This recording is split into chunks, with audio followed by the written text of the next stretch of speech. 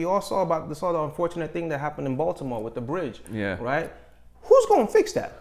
Yeah. We need engineers. Yeah. to fix that. Who's gonna get underwater and get all the debris out of the? Exactly. It's actual things that's where in STEM the real comes world. in. Yeah. Right. So it's real world stuff that we can't ignore. People like you weren't building our planes and making them safe. How the heck we gonna do? How we gonna fly them? Welcome to Engrs World. This is your host Emmanuel. Glad to have Mike the boss with us here today. Mike, yes, sir, my man. Definitely. Finally got it done. Yes, sir. I'm in the lair. Glad to have you. We'll pull the cigars out. Got to see the cohibas out. Yes, sir. Got some champagne. Life is good, man. Life is good. Life is good. And this is what we try to showcase every time, that everyone gets to where they are from somewhere. There's a history behind everyone. There's not just a point of arriving where you are instantly. There's a lot of work that goes into all 100%. this. There's a lot of information that people don't know about. Yep. And so I want to get your story today, Mike. Let's do it. Success is not overnight. 100%. It's not overnight, definitely. So tell us a little bit about you, your history, what you want to talk about, and then what wraps together where you are to get today for us, and then the point is, how can we watching you and your journey get to where you are today, right? Good question. Good way to open this up. Yeah, so my name is Mike. I'm Mike the businessman. My government, Michael Anoha. First generation Nigerian American, right? So I was born in a little town called Greenville, Texas, actually, believe it or not. Yeah. And then we moved to Miami. I was in Miami till we were like about 5-6 years old. And I never met my dad at the time. I was living with my mom, didn't even know my dad existed. Right? And then out of nowhere, my dad's like, there's some Nigerian African king or whatever. He shows like, yeah, you need to come back home and come see your people, know that we exist, right? So literally uprooted me, took me and my family, took all of us back to Nigeria. Right. And so that's how we went back to Nigeria. I got to immerse in the culture. And you know how it is, like African parents are really big on education, right? Right. So, that's where I went through high school, and then even in high school, right? So like there, you gotta be a lawyer, a doctor, or engineer. Yeah, That's it, it's only three choices. We only have three options in life there. Three options. Right? So initially I wanted to do law. Yeah. Growing up, I used to talk a lot when I was a kid, so I always wanted to do law. But then after high school, I started to see that my buddy, a lot of people, the richer people in our families were the doctors and the engineers, right? So I'm like, all right, let me dabble into pre-med. Let me do medicine. Let me do med, right? And be a doctor. So my first 2 years of college, North Carolina State University, I moved back to NC. I was pre-med. Yeah. I was pre-med, but I ain't gonna lie, man. Some of them classes were kicking my butt, oh, man. Tell me about it. Yeah. And I was a little low key. I was a little geek. I was a little nerd. I love the computers and stuff like that. So I'm like, why am I going this direction when I can't stand blood? I don't want to be around that stuff, right? So I pivoted. My second year of college, I pivoted to computer information systems. Okay. Right. So, and then right around that time too, I ran away from home. I was in North Carolina. I couldn't stay out there. North Carolina wasn't for me. Oh man. Yeah, it wasn't for me. So I ran away from home, middle of the night, went to New Jersey, and got into Rutgers University and did a joint program in NJIT, New Jersey Institute of Technology. Yeah. So that's where I started doing my computer information systems degree. Yeah. Man, I remember being in the lab, bro, like till late at night. Everybody's left, man. You're programming, you're trying to debug that one code you're missing that's causing everything to mess up. Those are some rough days. Those long nights in the lab, right? Yeah. And that's kind of it, man. I graduated computer information systems. Couldn't get a job in Jersey at the time. The job market sucked out there. So I had buddies doing insurance in Texas, making a killing.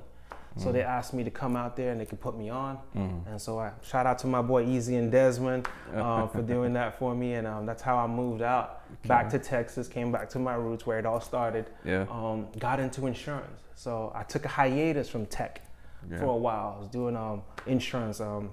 I actually opened up my own insurance agency. I had 3 locations in the DFW Metroplex. Right. One of them is still here to today. And then I finally eventually put back my suit and tie on, got back into corporate. I dusted off my degree, got a couple of certifications under my belt. Like I did the A++, Security Plus exam. I did the CISSP, the CISA, and there's a privacy one I did too, a C-Risk. I did a C-Risk too. And so I got all those certifications under my belt, got into corporate. Those are tough to get. Yeah. There's a lot of studying, a lot of nights in the library. Oh, yeah. And in corporate, I was in tech and cyber operational risk management. So that's what I did in corporate. So that's kind of like my journey in the tech space. Man, that's a great segue.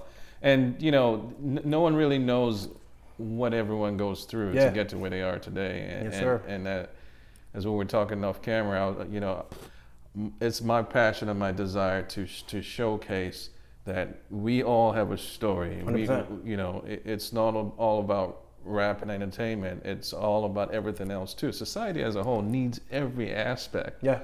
You know, if you have a good inkling to certain things, you can always stay on that and focus and don't quit. 100%. It may not be where you end up, but you still will, you know, continue. Everything is useful. Yep, it'll open up doors to other things. And and that knowledge is never a waste. It's always transferable. Exactly. Right? Exactly. And that's what we were talking about too. Is transferable. So talk about how you know all of that is now, how you use that today. Yeah, 100%. And just maybe let me just zero in on my corporate America experience, right?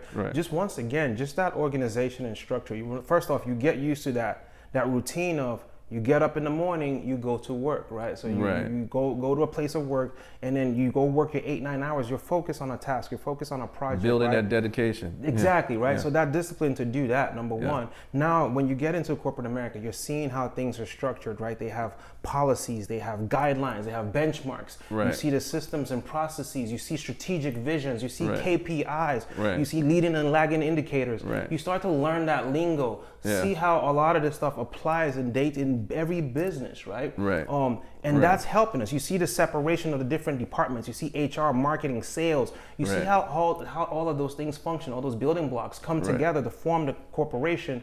Now, in my own side businesses and all of that, I'm able to take those things from here and there and apply into my business. So it's so key, 100% so key. Set goals, set targets, you know, all your numbers have to match up. You start from somewhere, get to somewhere, you know. 100%. Cost and profit, all that is relatable. Definitely. All of that makes a difference. Even just down to knowing how to structure your meetings, right? For me, with my team, we do scrum meetings, right? Every day we get together. Tell me what you did yesterday. What are you working on today? And what are you going to work on next? Any roadblocks? Keep it short and sweet, 15 minutes max. Everybody go around the room. Those are things I got from corporate America, right? So, you know, if I wasn't in those environments, how would I know any of that stuff? Exactly. Exactly. Yes, sir. Exactly. And so, you know, as you can see, everyone, glad to have Mike here with us today. And he has a great story and history, just like all of our guests coming on as well. And I want you to know that you can be Mike one day. You know, so Mike, tell us, how can we be you one day? That's a crazy question, man. First off, before we even get into that, so to speak, right, I don't want people thinking like there's a journey, right? Entrepreneurship is a journey. It's a marathon, right? It's all, so some process of all your experiences, right? It's some of all your experiences lumped together, and it takes time. I think it builds the character, right? Nobody wants overnight success. It won't last. Right? Exactly. There's a grind, and God will take you through that grind, and it refines you, almost like you're passing gold through fire, right? It refines you, and it leads you to who you are. A lot of my experiences, everything I went through, I just see all of that as a learning experience, right? A learning journey that God took me through. I've set up several businesses. Many of them have been successful, some failed, right? Something might happen, but guess what? We learn forward, right? And then you apply it to the next one, and you keep refining and getting better and better and better. And I think that's the biggest misconception, because when people go on Instagram, they go to my profile or whatever, you're just seeing a snapshot of me today, right? And thinking, oh, I could do that today. You know, yes, you can be whatever you want to be in life, right? 100%. However, don't ignore the journey, right? You need to find out what was the grind. Because we've got this fast food mentality now in society. Everybody wants overnight success, that shiny object syndrome, right? I want to make that milli today. Nobody has the patience anymore. You know, let's talk about tech companies. People ignore the fact that companies like Amazon was in the red for over 5, 6, 7 years before they made their first profit. Yeah. Twitter is bleeding money right now. Elon Musk had to bring their own toilet paper to work. That's how bad it got, right? They don't see those stories, right? So I get that a lot too. When people want to tap into, like, say, my academy, teaching people how to rent out their cars to make money, the expectation is, Mike, am I going to be a millionaire tomorrow? No, you got to go through that journey. Otherwise, you won't know how to handle that success, right? Go through the bumps and bruises. So that's how I went through that. And now I'm finally in a space where I'm starting to reap those rewards. Everybody's got to go through that journey. Not saying people can't hit it overnight. More power to you, and God bless you with that. But the typical story is a lot of ups and downs. One of the things I often say is, whatever you pick, wherever you want your journey to be, you have to understand the future potential 100% of what you're gonna do. 100%. Right? You can't think about it in a 3 months term or 6 months. You have to think about it. What is the 5-year, 10-year future potential of what you want to do? Funny thing you mentioned that, bro. In Asia, right? The ideology is completely different. In Asia, they think in terms, like here, we're thinking short term, a year, 3 years, 4 years, 5 years. In Asia, they think dynasties. Man, they're thinking in 100-year, 200-year pictures, right? That's the way they're looking at timelines, right? Right. And that's the way they're thinking. Oh, I start this today, so in 100 years, this is how big it's going to be, right? We need to go back to doing things like that. Back 100%. to the basics. How does your tech background play into your current role as a car guy, a supercar guy? How did that all play into that? Nah, good question. For me, and I think that's what's really helped me to step me apart from a lot of my competition, right? So I brought a lot of my experience from insurance and then risk management, right? Tech and cyber operational risk management. So I'm setting up automations, I'm setting up processes to where, we're doing background checks, digital background checks on our customers, things like that. We're automating a lot of these processes. We're able to verify the driver's driving records, right? And then just even on the back end, what a lot of stuff that people don't see, the CRM systems that we use to automate, make the tasks for my staff a whole lot easier, right? The Slack channels that we use for communication within our team, right? A lot of these things, we're using them and making life a whole lot easier for me and my staff, right? So 100%. And then even another thing too, right? I even have a software I developed, and I started to think back to my tech days, right? I was in audit. I used to work in audit for Bank of America. And just like the change management processes that we would have in place, making sure that things are tested in a staging environment, a test environment first, before pushing it to production, having those processes in place, making sure, hey, did my staff test whatever changes before they push them, using a software development lifecycle, making sure things go through those processes. These are things that we incorporate on a day-to-day basis. See, I didn't know that. I didn't know you built this. Wow, yes, sir. Yes, sir. Okay, that's impressive. That's really impressive. So yeah, we use all of those things on a day-to-day basis in our businesses. Yeah, yes, sir. Okay. So what other jobs did you do on the tech side? How did that all play? Because you said you built a software, but clearly it shows that you tapped into so many different aspects of the industry. 100%. To be able to build something like that it's impressive. Yeah. So, it was one of the toughest endeavors I've embarked on in a long time. Dealing with developers. Developers are prima donnas. I mean, I knew we had to deal with them in corporate America. Whenever we come to do audits, they were the worst ever. Hate dealing with tech. He knows what I'm talking about. He's a developer. What's the new phrase they use now on social media? Passenger princess? That's what they call them. There you go. That's exactly how they are, bro. But yeah, just dealing with them. But I actually my first foray actually was I had a telecommunications company that I set up in Nigeria. So I moved back to Nigeria specifically from that. I moved from Texas out there. I got a contract with the Nigerian police force, and I was able to broker a monopoly with them to where an exclusive agreement to where I handle building cell phone towers in police stations. So I went to all the telecommunication companies. So for those of you that don't know, it would be like me going to AT&T, Verizon, T-Mobile, and offering to have them put their cell phone towers inside police stations, all right? Because in Africa, outside of first world countries and third world countries, there's a lot of insecurity. You put these cell phone towers Someone's anywhere, gonna steal it. someone's going to steal it, right? So we came up with the idea, how about you put these in police stations? Now you got security. And not only that, I'll do you one better. I will give you guys bulk pricing. You order a bunch of them, paying me yearly. You know, at the time we were charging them somewhere about, the equivalent was about $100,000 every year. You order a bunch of them, get me 20, 30, 40 of those at a time, and I'll give you a discount. Other companies are charging you guys $200,000, $300,000 a year. I'll do it for 100. And so a lot of them bit. They love the idea. So I had to travel around the country, go get the GPS coordinates. I had to go get me a Garmin GPS and go across all the police stations in the country, get the coordinates, put them in a spreadsheet, and started sending them to all the SAQ site acquisition managers of these cell phone companies, marketing my services. A lot of them took them on. They loved me. So I did that for several years. That's when I made my first $1 million, got my first Ferrari, my Range Rover, all of that. Life was great. So that was my first foray into starting to somehow get into the tech field, right? Because there's a lot of GPS talk and all of that stuff, you know.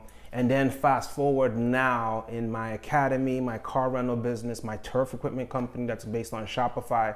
Now tech has come to the forefront again. I'm forced to learn. It's not just about being in front of the camera and doing this. There's a lot of stuff we do behind the scenes. I have to learn SEO, search engine optimization. You know, I have to learn, at least understand Facebook ads, so I don't get scammed by people that run my ads, right? You know, you gotta learn a lot of this stuff. You have to learn how to build websites, your landing pages. So it's a lot of technology that we're using on a day-to-day basis. Wow, I'm learning a lot just listening to you now. Yeah, there you go, man. So there's a lot that comes with it. Tech terms, 100%. SEO, SA. Trust me, it's a lot. There's a lot that goes on the back end of what you guys see to be able to produce a lot of this content, even down to being able to edit. Like we've gotten so optimized to where we can shoot a podcast like this, immediately get the raw footage, have staff immediately, we're chopping it up, we're doing editing, adding B-roll. It's all technology, and within 24 to 48 hours, we're pushing it out to you guys. It's a lot that goes on behind the scenes to get to that point to where we're able to do things like that. To be a quick turnaround, you need the infrastructure for that. 100%. It's a lot of work. Yep. Definitely. And learning software, knowing how to connect all these tools together, you know. So it's not, for me, it all came down to my tech background. Otherwise, this would have been a much tougher role for me. I know a lot of my friends in the same space are influencers too, and they don't really know much about tech, right? They might know how to use their phone, but they don't know any of this other complicated stuff, right? But and so they have to pay people, they have to outsource a lot of this stuff. So my tech background has made it to where at least I know when I can jump in if I have to, and nobody's gonna scam me. You know, I understand. So that's the good thing about the tech background I have. Right. So along those lines, what advice would you give people that are considering STEM fields? What would you say, and how does that tie into now? Let's kind of put a full bow around the real story. Good question.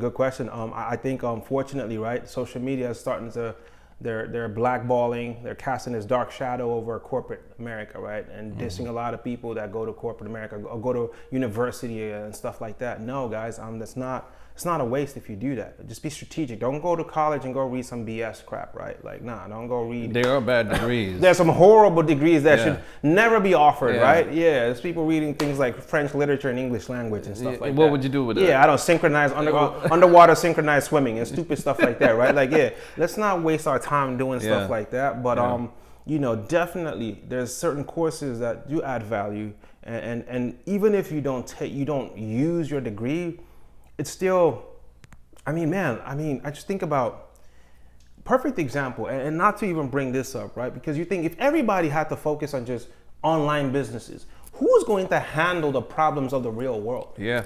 You know? Yeah. Who's going to handle the problems? Electrical, sewage systems, exactly, plumbing. Somebody's got to do that. Somebody's got to do that. AI can't do that for you. No. Perfect example, and I hate to say this, a somber moment, right? Like we all saw the unfortunate thing that happened in Baltimore with the bridge. Yeah. Right? Who's going to fix that? Yeah. We need engineers. To fix that. Who's going to get underwater and get all the debris out of the, it's actual things in the real world. Yeah. Right. So it's real world stuff that we can't ignore. People like you weren't building our planes and making them safe. How the heck we going to do? How we going to fly them? Exactly. And like STEM fields are still very useful. Every aspect of STEM is still very useful. Anything that has to do with, you know, trade skills in STEM, still very useful. Definitely get in there, get the education, learn the basics, and get on the journey. 100%. You know, you also got to figure out that we live in a big world, right? There's still countries out there where they don't have high-speed internet. Yeah. So they can't rely on the social media business. You know, it's just not possible there. So the only avenue they have is to go into STEM fields and stuff like they do have universities. They can go do that, and then be able to get gainful employment. So I still think it's very necessary. You know, today in this day and age. Yeah. You know. Yeah. Well, thank you so much, Mike. My man. This has been great. Yes, sir. I learned so much from you. Appreciate today. you having me on. Thank you very much. Always good to learn the background. Always good to see what the journey is. Yes, sir. And also, you know, encourage people to join and on that path and don't quit. You know, keep going. You might be struggling with math, might be struggling with any kind of, you know, science field. Chemistry, physics, biology, you might be struggling with that. Just don't quit. You will eventually learn it.